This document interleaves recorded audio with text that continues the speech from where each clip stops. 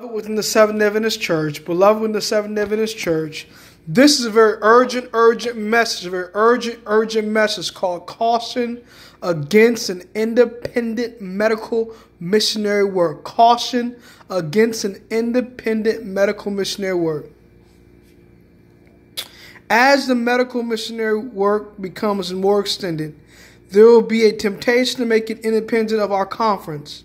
But it has been presented to me that this plan is not right. The different lines of our work are but parts of one great whole. They have one center. In the work of the gospel, the Lord uses different instrumentalities, and nothing is to be allowed to separate these instrumentalities. Never should a sanitarium be established as an enterprise independent of the church. Our physicians are to unite with the work of the ministers of the gospel. Through their labors, which are to be souls are to be saved, that the name of God may be magnified. God did not design that the medical missionary work should eclipse the work of the third angel's message. The arm is not to become the body. The third angel's message is the gospel for these last days, and in no case is it to be overshadowed by other interests and made to appear an unessential consideration. When in our institutions anything is placed above the third angel's message, the gospel is not there, the great leading power.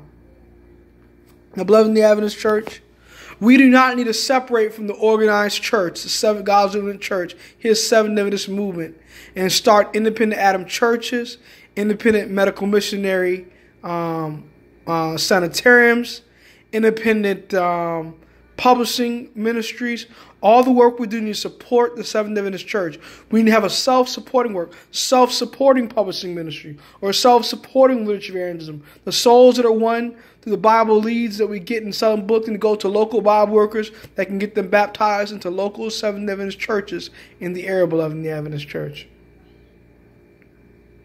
The medical missionary work, the souls that are won through healing the sick and doing natural remedies and Bible work with, should be given to local conference pastors and conference presidents for baptism, beloved in the Adventist Church.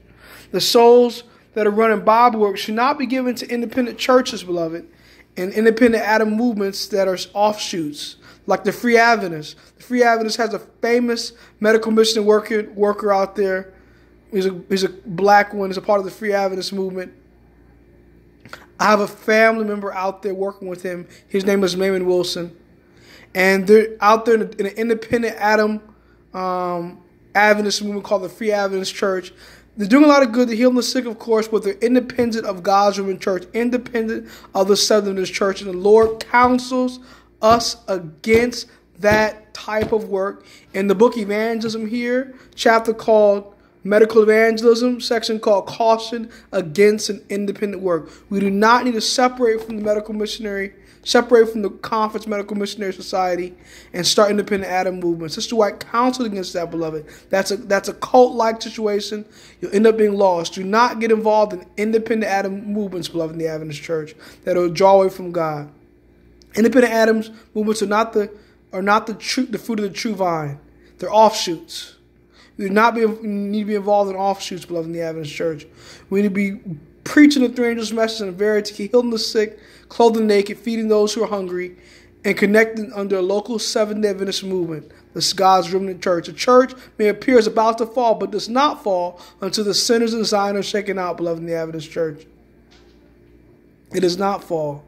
So, Lord, pray for the Adventist Church. Pray that we can finish the work in a mighty way. God bless you, Maranatha.